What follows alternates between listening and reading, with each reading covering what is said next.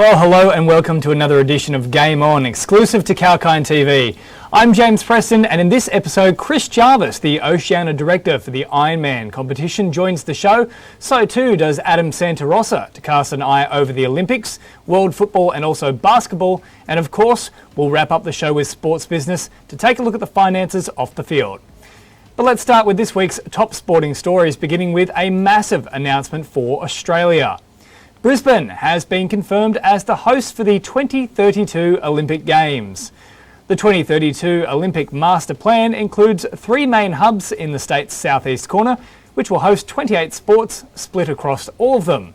There'll be 21 venues across Brisbane, 7 on the Gold Coast and 4 for the Sunshine Coast. Football preliminary matches will also be played in Cairns, Townsville, Toowoomba, Sydney and even as far as Melbourne. It's anticipated that the opening ceremony alone will cost between $75 million and $100 million, with infrastructure expenditure set to be in the billions. Queensland Premier Anastasia Palaszczuk was successful in the bid, but there has been more focus this week away from the bid itself and on a press conference involving herself and Australian Olympic Committee boss John Coates. Coates publicly criticised Palaszczuk during the press conference, essentially ordering her to attend tonight's opening ceremony in Tokyo. Partway through the press conference, Coates stated, "So far as I understand, there will be an opening and a closing ceremony in 2032. And all of you have got to go along and get there and understand the traditional parts of that and what is also involved in an opening ceremony, so none of you are staying behind and hiding in your hotel rooms, all right?" Pretty intense stuff. Palaszczuk's attendance at the Tokyo Games has been heavily criticised following her hard stance on border closures and restrictive practices within Queensland over the past 18 months due to COVID-19. The opening ceremony can be viewed tonight from 9 p.m. Australian Eastern Standard Time, and we'll have more news on the Olympics shortly with Adam Santarossa. Turning our attention now to Rugby League though, and there are huge developments on the international stage. Reigning world champions, the Australian side and also heavyweight team New Zealand have both announced that they will not be participating in the Rugby League World Cup, which is set to take place in England this year in October. The decision was made by the Australia Rugby League Commission, with Chairman Peter V'landys stating not participating in this year's World Cup is not a decision the Commission has taken lightly, but we must put the best interests of our players and officials first. Protecting them is our absolute priority. In the current environment, the risk to safety, health and well-being of the players and officials travelling from Australia to participate in the tournament this year are insurmountable. The ARLC further requested the International Rugby League to postpone the tournament until at least 2022. Also with Rugby League and Game 3, New South Wales Blues debutant Api Coruscant is facing allegations of breaching NRL COVID protocols by inviting a woman back to the Blues hotel during camp. Queensland Representative Jai Arrow incurred a similar protocol breach in Game 2 of the series when he invited a dancer to his hotel room. Arrow was subsequently fined $35,000 and suspended for 2 matches, and Api Coruscant's case is currently with the NRL Integrity Unit. We're investigating the breach. Now, it's been a long haul for organisers of the IRONMAN event. The swimming, running and cycling event is one of the most popular annual athletics events on the Australian calendar, but due to COVID, it hasn't been held since 2019, meaning organisers are still waiting to celebrate the 35th anniversary of the event in the country. The 35th edition was slated to go ahead on Father's Day this year after multiple postponements, but has now been completely scrapped. For the inside word, I caught up with IRONMAN Oceania Regional Director Chris Jarvis. Well, Chris Jarvis, thank you so much for joining me, mate. Thanks, James. Thanks for bringing me on and giving me the opportunity. Well, look, Chris, a very difficult decision for IRONMAN to make. It's obviously one that you're not happy with. Talk me through it. Yeah, it was extremely difficult and disappointing decision. This is the 4th time we've tried to deliver this event, dating all the way back to May 2020. And we've been trying to celebrate the 35th anniversary of the oldest Ironman in the country. And unfortunately, due to the circumstances and the developing circumstances of COVID all across the country, really, we didn't have the runway to successfully and safely deliver that event. Now, I know there's been an enormous amount of back and forth for this event. You mentioned 4 times you've tried to schedule it, and the latest bout of COVID restrictions has obviously caused a new issue for you. But if we go back a little bit, when you were dealing with the Port Macquarie Council and Mayor Peter Pinson, that was surrounding a slated Father's Day date. There was obviously a lot of discussion about, can we hold on this day? And that was for a non-COVID related issue. So I think this has been a really difficult thing for you guys the entire duration of it. For the most recent decision, what was the discussions that you had with Port Council? Yeah, we had multiple discussions, and I guess every time we've had discussions about the date or moving it, every single scenario has been completely different. I think we were talking earlier that COVID there's all kinds of different evolutions, and we're facing probably arguably the most aggressive one right now, where based on the data coming out and the restrictions, with 90% of our field actually coming from New South Wales and majority of that population coming from Greater Sydney, which, as we know, is in lockdown. I'm currently in lockdown. Our suppliers, there's just a lot of people participating across all the client groups that need to get there. And by the time we actually come out of the current lockdown, and we've never seen a light switch moment where you go from the peak of a lockdown back to the new normal, let's call it. Yeah. There's just not enough actual runway left to coordinate an event of this type and this scale, which for those unfamiliar, 3.8 kilometres of swimming, 108 kilometres of bike riding, and a marathon of 42 kilometres at the end of it.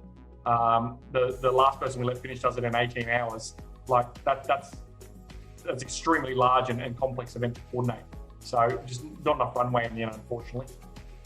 Well, look, I mean, Port Macquarie is probably the perfect destination for it for a number of reasons. For me, it's quite interesting as well. If you look at the region itself, the entire mid-north coast, the last time there was an actual COVID infection was March 2020. So that does raise some questions. But I suppose for you, probably the bigger concern is, where are the competitors who are competing in it coming from? Is it fair to say most of those are sort of coming from Sydney?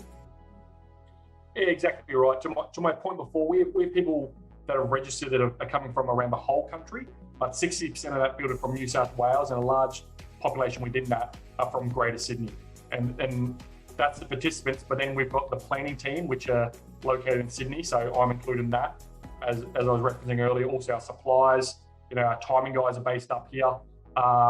We have medical resources that need to come from Sydney down as well, and they're currently dealing with business as usual, and then asking them to come down to the regional community and support that event as well. There's just a couple of examples where there is a lot of dependency on people from outside the region coming into it. And that is also the whole idea about the event. Outside of those individual achievements in becoming an Ironman, that community invests in the event because they're bringing in new money and new people into the region. And at the moment, not the wisest thing to do, one would argue. I think you're right. And it is something that's definitely worth consideration too. I mean, that area has been decimated by natural disasters in the form of flooding and of course those horrific bushfires at the end of 2019 into 2020, and now the pandemic too. So it is an area that really does need a leg up in terms of the economy, but I think you're right. There's plenty of risk associated with it. So I guess just before I leave you, Chris, what is the plan then moving forward for the Ironman? Is it too early to even try and have a plan for when you might be able to stage this event? Not at all. It's not too. You've got to have a plan. You've got to have goalposts. So we have already advertised our date, a traditional date for 2022, first weekend of May. So looking to come back. There's a reason there's been 34 years of this event. It's a bit Peter Pan at the moment, where he just can't get any older. So we want to hold his 35th birthday next year in Port Macquarie, Hastings Council, in early May. So yeah, there's definitely a plan in place, and we're going to do everything we can to be there and have 35th birthday. Well, look, fingers crossed we can get the candles out there, mate, and blow them out and celebrate in a big fashion. Chris, once again, thank you so much for your time, and my apologies that unfortunately we can't go ahead with this great event. Thanks, James. And I guess while I've got the platform, just thanking everyone that's been involved with the planning, everyone that's been loyal, and can't wait to see you once again, May 2022.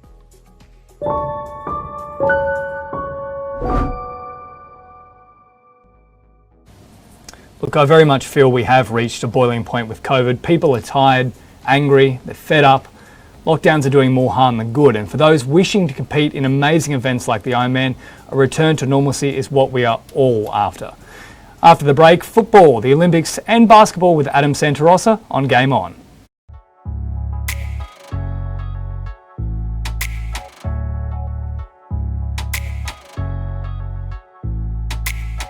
Hi, this is Andy Lou broadcasting from Kalkine Media Studio in Australia, and I'll be hosting the new Kalkine Wellness Show. The half-hour show will cover topics from how wellness as a concept has become even more significant during COVID, to how becoming vegan may improve your health, and much more. We are excited to showcase our live streaming show to our audience of millions overseas and in Australia. Tune in to Kalkine TV and join me.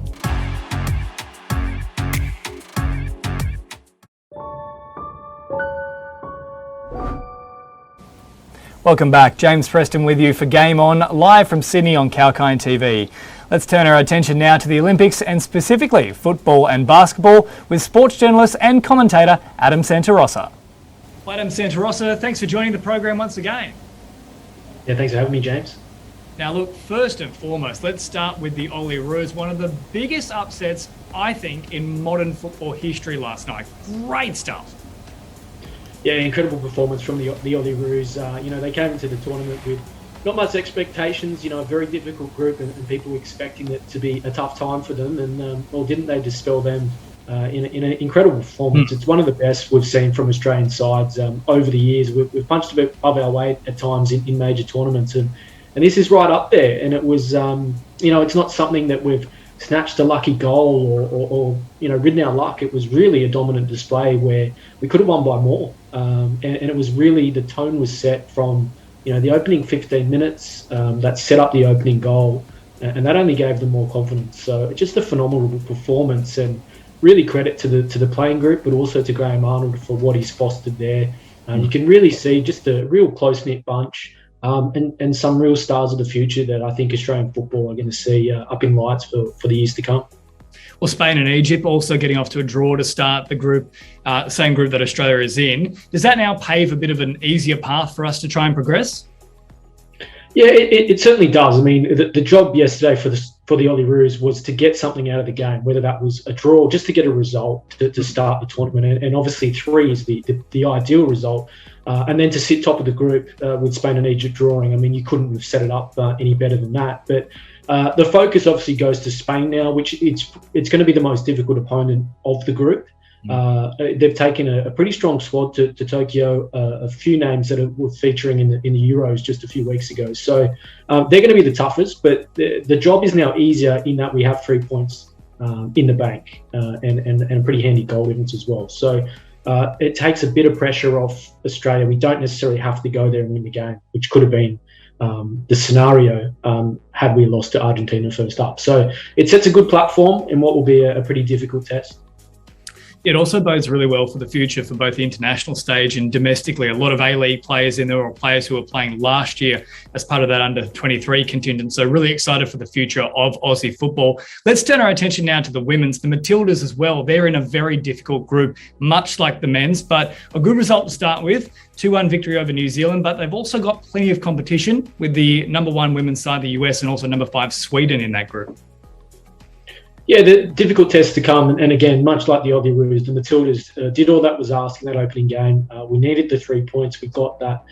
It was a little bit scratchy at times, I felt, from them. I was expecting probably a more stronger performance, particularly 2-0 up at half-time. I thought they really would have gone on with it in the second half. So, not as convincing as the Olyroos, but got the job done. And a difficult job comes now. Obviously, Sweden were emphatic in their win over the United States. The Matildas have had some challenges with both Sweden and USA, which both Sweden and USA have got the better of the Matildas in recent times. So again, much like the Olyroos, they've got a platform now. They've got 3 points in the bag. The best 2 third-place teams do progress. So again, we're not looking for maximum points against Sweden. I think a draw is a good result for both teams, and that puts the pressure firmly on the United States. They now need to find the result, the 3 points in obviously against New Zealand, but potentially against Australia as well. So, it's very much in the hands of Australia, which is what we want. Now, Adam, just before we wrap up with the world of football, this would have to be one of the most bizarre stories I've ever heard. The Italian Serie A has banned green kits from being worn for the 2022-23 season and onwards. Ridiculous stuff. Yeah, I was a little bit baffled when I read this. So the decision's been handed down as not to confuse the viewer at home. That's one of the reasons, because of the green pitch and the green kit.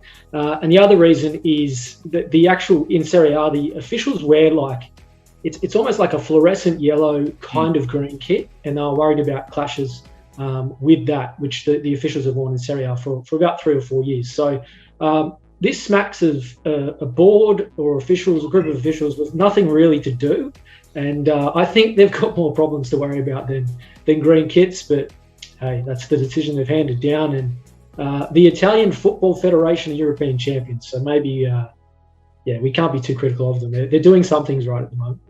Look, maybe it's to do with COVID. Everyone's a bit bored at the moment. They're all scratching the balls. They're thinking, good Lord, how can we at least justify our jobs? I don't know if that's going to help the administrators one bit, though. But, oh, geez. There was a great piece of work from, I think it was Hibernian, who actually put out a photo of one of their players with the whole green screen done to the green jersey there, which just looked fantastic. So that's great trolling on that front too. But let's move on to basketball now. I know you're a big basketball fan as well. Our Olympic side, the Boomers, they've been looking really good in the lead up to the games. Obviously some big wins over USA, Argentina and Nigeria. I want to ask this question though, is gold medal talk a little too optimistic? I think so. I'm the ultimate pessimist, and I have some concerns about the Boomers in that they've always showed good promise, particularly in recent campaigns. We saw at the Rio Olympics falling just short of a medal, the World Cup and the World Championships, I should say, more recently, really should have taken something home. And, the fact that they didn't and they just fell at that last hurdle, and there's a bit of a consistency about it, has some concerns for me anyway around the Boomers. But in terms of their preparation, you couldn't ask for more. They won every game of the Las Vegas exhibition tournament, did it in some style as well. And of course, that big scalp over the Dream Team just the second time, they've defeated them. So yeah, preparation-wise, you can't fault them. They're confident. They're playing some great basketball. They've just got to get over that hump that seems to elude them at an Olympics, which is a medal. And so much of it is the mental side, and you wonder, can they finally make that jump? Because this group of players have been so close to it, their last 2 Olympic campaigns, and they've fallen just short. So you wonder if there's some wounds there that mentally may be too difficult to overcome. That's all my concern is. But as I said, in terms of the preparation, you couldn't have a better preparation for an Olympic Games than what they've had. Well, in terms of how close they've been in the past 2 games, you mentioned there, 2012 and 2016, both getting very close to those medal positions. Obviously, it's been 5 years since our previous games have come through. We've got a number of new players that are in squad now as well. Do you think those additions, are they the right ones to just get them that next step and finish on a podium? Yeah, no, I think it still remains the core group. I think Paddy Mills, Matt Dellavedova, those core group of players, it's that experience that will make the difference. And we've seen that in the Las Vegas tournament. I mean, both of those guys didn't have tremendous NBA seasons, and particularly Dellavedova is obviously coming back to the NBL now for next season. So he's winding down his career there. But on the international stage, they seem to be the ones that sort of rise again.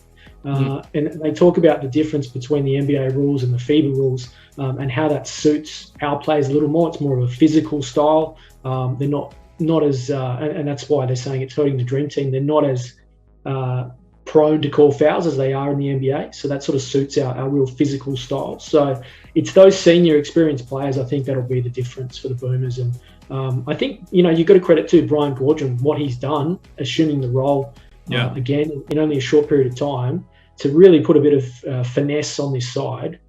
It's such a story. If they can get it done, and I think gold's a bit premature, but certainly capable of a medal. There's no question about that. Okay, well, fingers crossed. Now, you also made mention there of the NBA and how we do have a few different styles on the international stage, but let's focus on the NBA itself.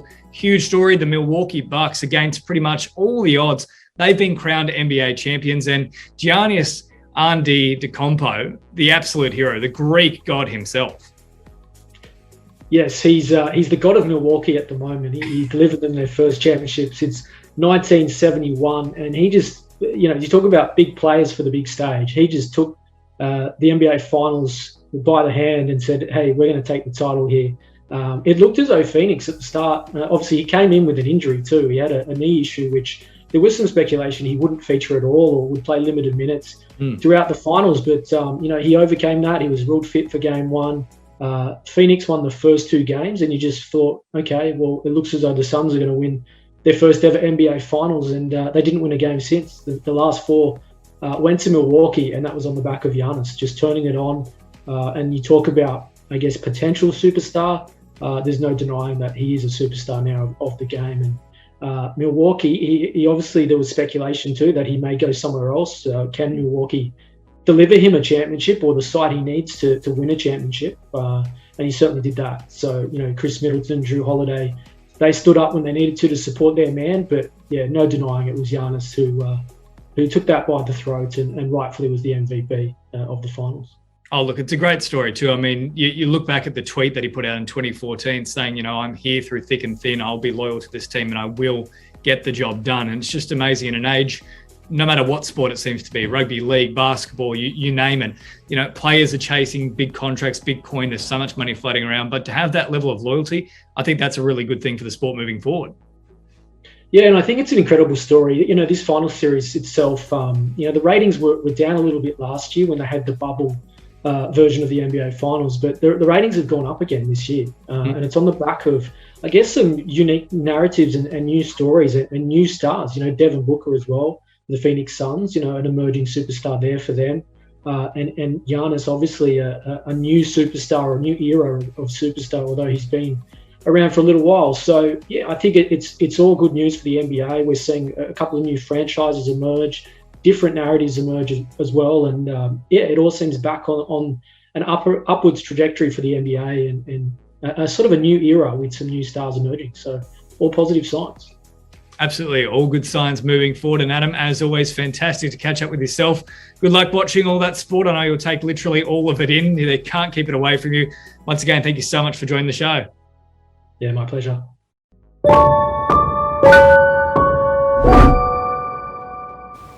Always great to catch up with Adam, and a really promising start for both football squads and of course our Boomers, who begin their quest for a medal this Sunday against Nigeria. Just before we go to our final break on Game On, as a nation we are collectively eyeing as many gold medals as possible, and there's a number of events where our athletes could secure the prize. World champion slalom canoeist Jessica Fox has a strong chance of adding Olympic gold to her bulging trophy cabinet. So too are veteran cyclists Richie Port and Rowan Dennis, who will seek pole position in the road cycling event.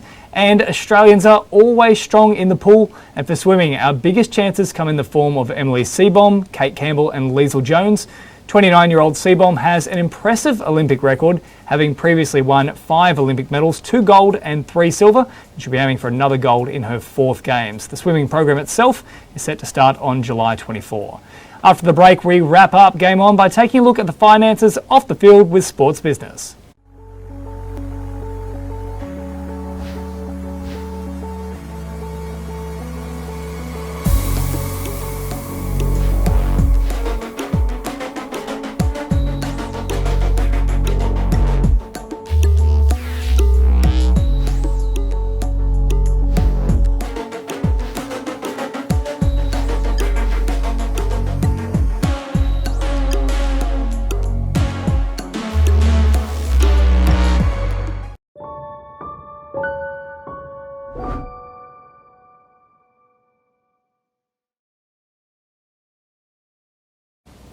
Thanks for tuning in to Kalkine TV. I'm James Preston and this is Game On, where we bring you the biggest sport headlines, exclusive interviews and the latest in the world of sports business.